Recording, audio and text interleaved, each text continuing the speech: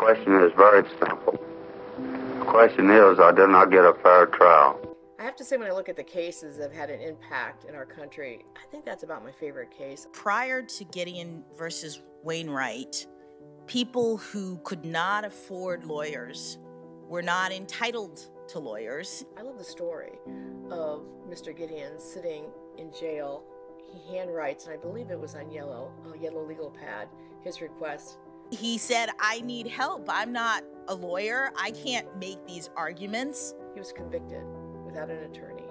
It's just wrong. They knew it was wrong, and I'm glad he did it.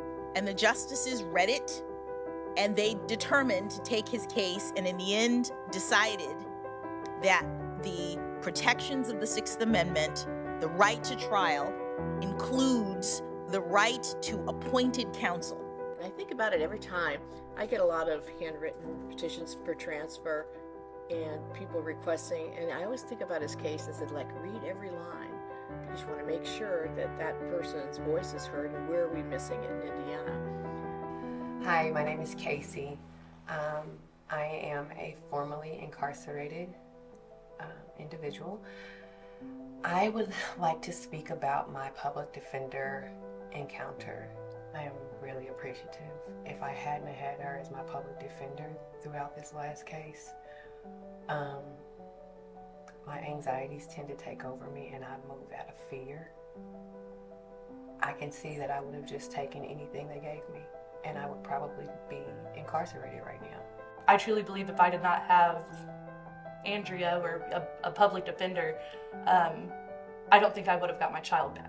After speaking with a paid attorney, and them telling me, well, you might want to reconsider the situation as far as signing over your rights, and hearing that kind of broke my heart, because how can you tell me that I don't have enough money to get my kid home, and then I go back to my public defender and not only is my kid home, but we're stable, and I feel like she set me up with resources on top of that to not just be done with my case and send me away. She was amazing.